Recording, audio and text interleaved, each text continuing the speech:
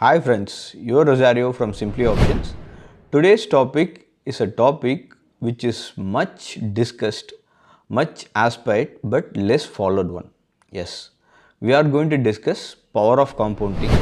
As we all know that concept right from school days. We have calculated simple interest, compounding interest, but following it practically or getting the benefits of power of compounding is a slightly challenging one in a practical way.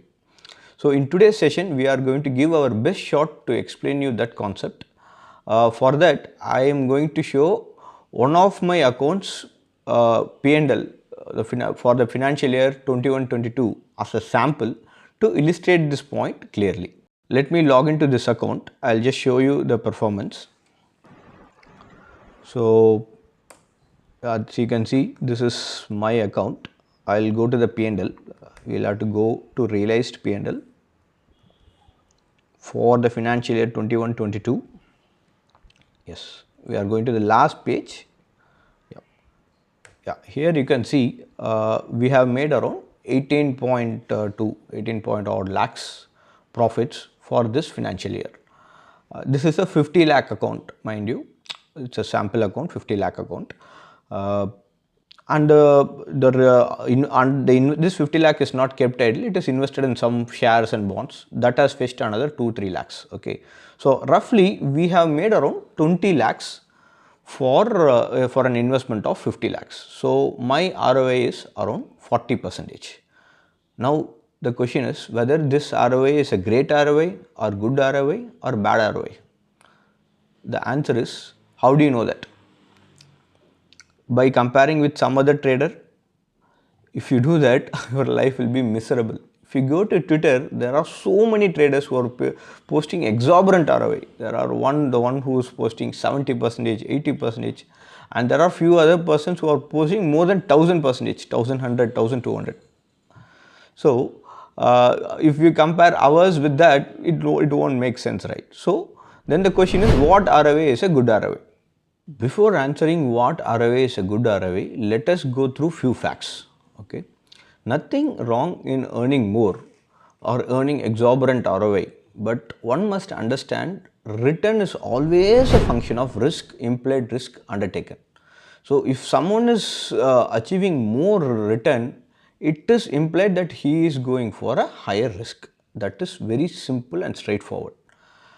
So if I have to give you that in a colloquial example, if you have played pokers, you would know that a person who goes all in, that all his chips at stake for a given trade bet is expected to earn more return. But what are his odds of losing his entire capital? It's very high.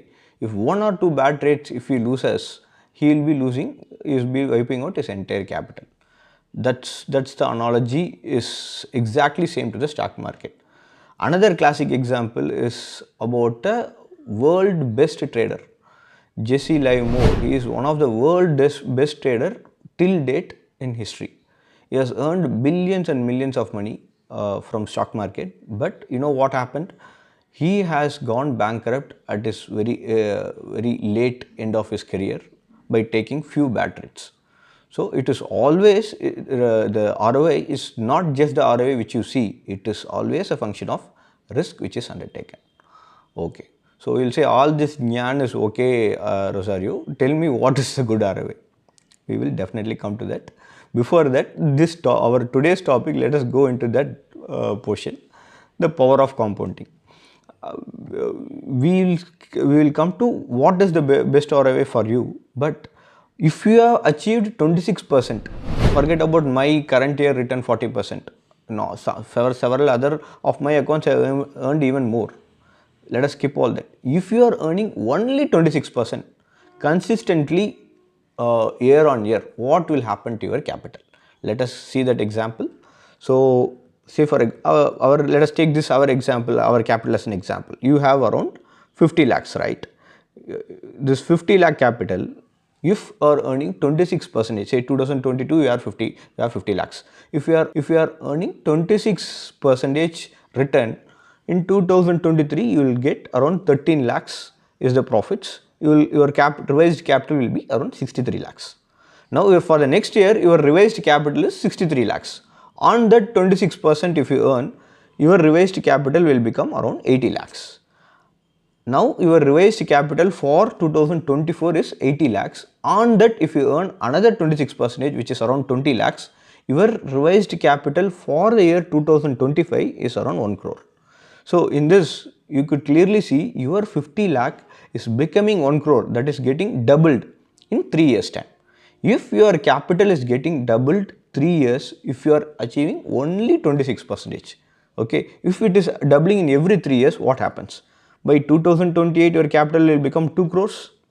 By 2031, your capital will become 4 crores. By 2034, your capital will become 8 crores. And by 2037, your capital will become 16 crores. So, your 50 lakhs will become 16 crores in a period of 15 years. This is the power of compounding. The compounding will not, you will not be seeing the power of power in first 3-4 years. In this first 3-4 years, hardly you would have earned only 40-50 lakhs, right? But for the next 10 years, you could see it has become 15 folds, 16 folds it has grown. That is the actual impact of power of compounding. I hope this example will clearly establish some sense of power of compounding. The key essence here is not earning exorbitant return, it is earning consistently. Year on year, you should earn 26%. That is the catch here. Got it? I hope this was an insightful thing on power of compounding. Now, coming back to our main question, what is a good ROI? I would say whatever ROI which you are comfortable in earning consistently year on year is a good ROI for you. If you are able to achieve only 15% with your psychology, with your risk appetite, that's a good ROI. If I'm comfortable with earning 30% per annum, that's my psychology. I know what is going to be the power of compounding, my capital will go in 10x, 20x, it will grow in next 15 years. 30% is what I target. It is important to walk forward, even though if you walk slowly rather than walking backwards. I hope this session was useful for you. Let us connect in one other useful video. Cheers. Happy weekend.